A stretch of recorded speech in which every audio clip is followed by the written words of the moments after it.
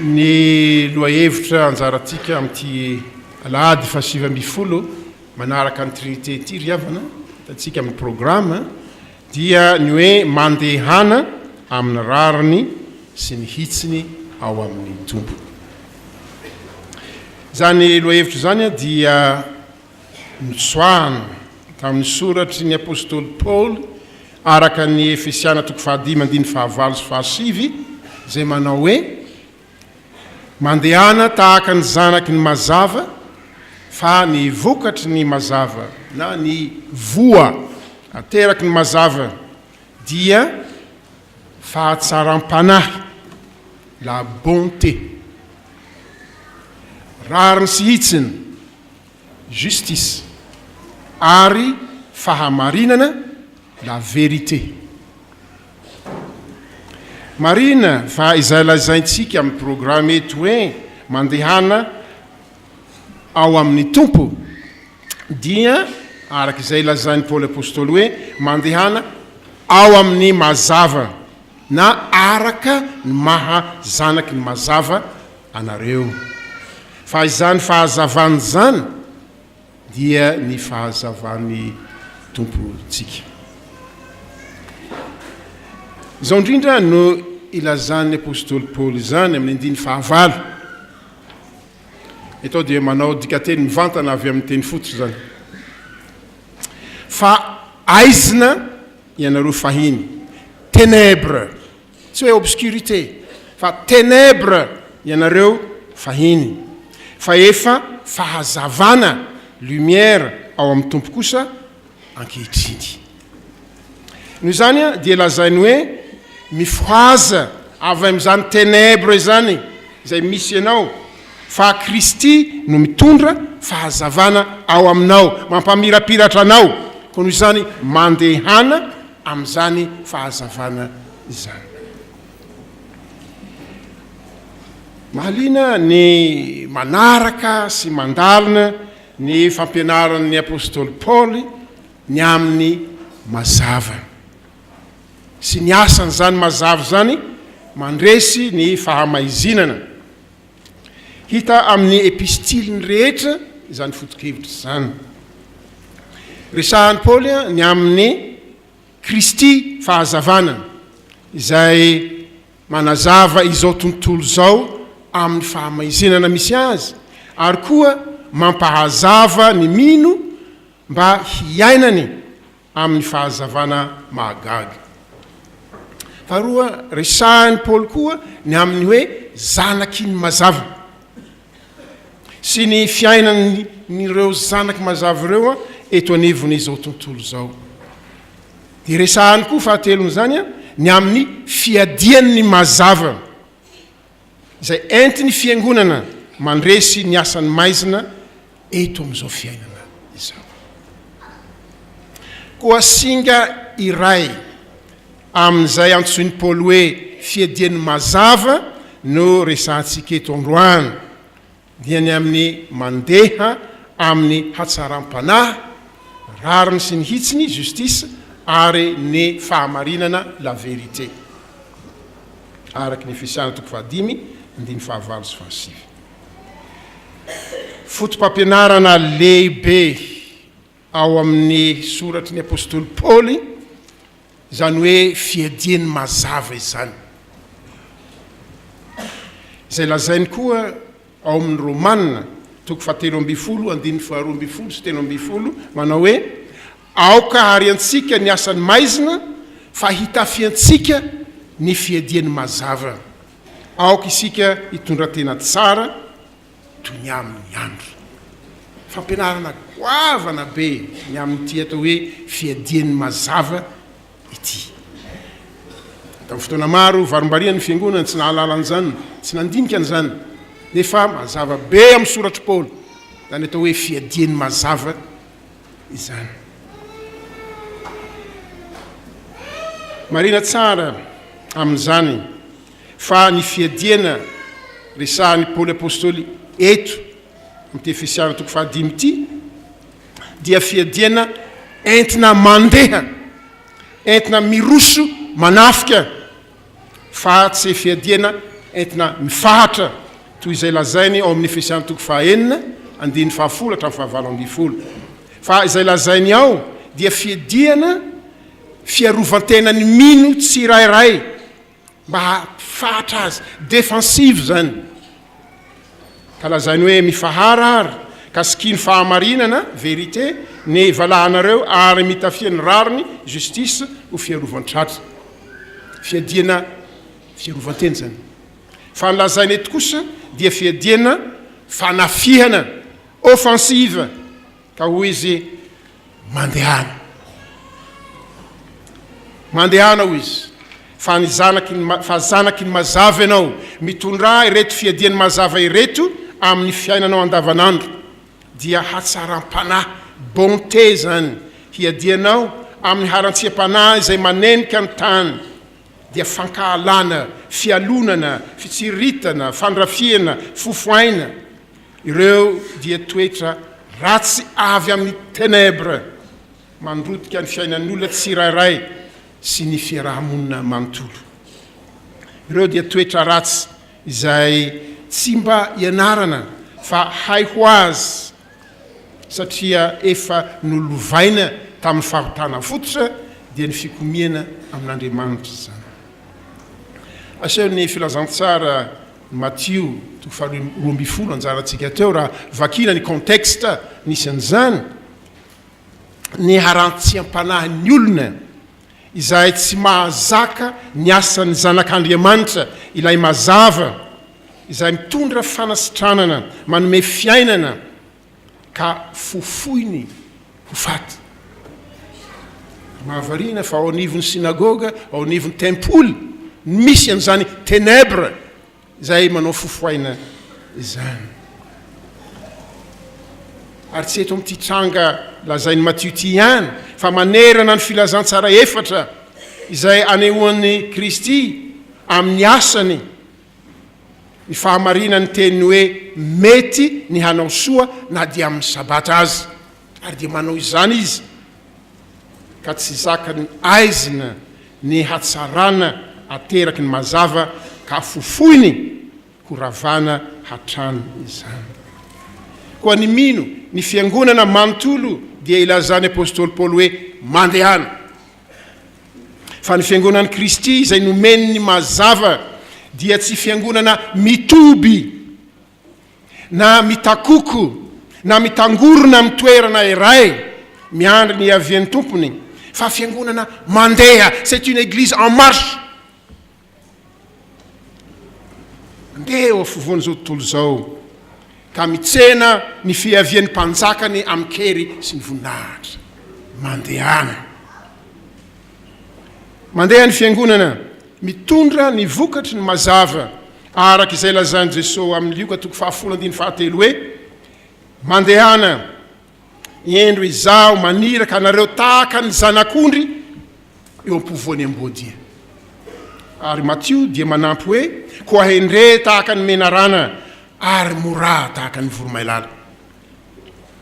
Matthieu toko fahafolo andiny fahaenina amby folo. Zava-dehibe tsara ho marina sy ankalazana ny tompo ry havana eto amin'ity teniny Jesosy ity dia izao mandresy ilay zanak'ondry. Asa raha nieritreritra an'izany ianao taloha. Mandresy ireo amboadia manodidina azy ilay zanak'ondry. Nahoana? Satria tsy ny hay adiny ondry na hay adiny amboadia noentiny miady, fa ny fahendrena sy ny fahamorana avy amin'ny mazava. Ireo ny fiadian'ny mazava. Ary singa iray ihany zany, fa tsy ireo ihany no fiadian'ny mazava lazainy apôstôly Paoly. Namaky ny salamo fahaenina ambinipolo sika. Efa hita ao amin'izany salamo fahaenina ambinipolo zany ny adiny olon'Andriamanitra, adiny zanaky ny mazava eto amin'izao tontolo zao. Misedra fizahan-toetra mahamay, fandrika, loza manatambo, nefa hoy izy tsy avelan'ny tombo hangozohozo ny tongony, fa mitondra azy mivoaka amin'ny fitahiana mahatretrika izy. fiadiany mazava zany fiadiana miaraka amin'ny tompo. Ny vokatry ny mazava koa izay hoentinao miatrika ny amboadia maro mifanetra aminao eo amin'ny fiarahamonina, eo amin'ny toeram-piasana, eo amin'ny toeram-pampianarana, any amin'ny sehatra samihafa na ara-politika na ara-toekarena, dia ny hatsaram-panahy miseho amin'ny fampisianao ny rariny sy ny hitsiny na ny justice eto amin'izao tontolo zao, fa tsy misaraka ny bonté sy ny justice. Ny zanaky mazava dia mandeha araka ny rariny sy ny hitsiny, tsy hoe mitaky izany ihany fa mampisy izany indrindra koa. Raha miresaka ny amin'ny rariny sy ny hitsiny anaty hatsaram-panahy ny apôstôly sy ny soratra masina manontolo, dia manondro izy ny fiainan'ny olony fanekena, dia ny fanekempihavanana izay naolony Jehova tamin'ny Israely olony araka ny fahasoavana. Milazany izany dia ny ataony hoe tzedaka. Tzedaka no iantsoany ny rariny sy ny hitsiny na ny justice. Zany tzedaka zany zay iainan'ny olon'Andriamanitra ao amin'ny fanekem-pahasoavana, fanekem-pihavanana, dia mahatonga ny olona ho marina, ho tzedek eo anatrehan'Andriamanitra, tsy araka ny haela ny soratra nefa, fa araka ny fanahin'Andriamanitra zay miasa ao aminy. Ka amin'izany ny rariny sy ny hitsiny izay iainany dia ikendrena fanatsarana, fanasitranana ny fiainan'ny fiarahamonina. Tsy fitakina ny ho an'ny tena no zava-dehibe, fa ny fanomezana, fahafahana, fampaherezana, fitahina ho an'ny ampahoriana sy ny verezinjo. Misy ohatra anankiray amin'ity atao hoe tzedaka, fiainan'ny olon'Andriamanitra ity, izay voalaza ao amin'ny Deutéronomie 4:20 andiny 10 hatramin'ny 7:10. Mahavarina io lazainy io. Ny amin'ny rariny sy ny hitsiny ho an'ny olon'Andriamanitra. Zao ny lazainy: raha mampisambojavatra namanao ianao, dia aza miditra ao an-tranony handray ny antoka aminy. Mijanona eo alatrano, ary ny lehilahy izay nampisamborinao no hamoaka ny antoka ho eo aminao eo alatrano.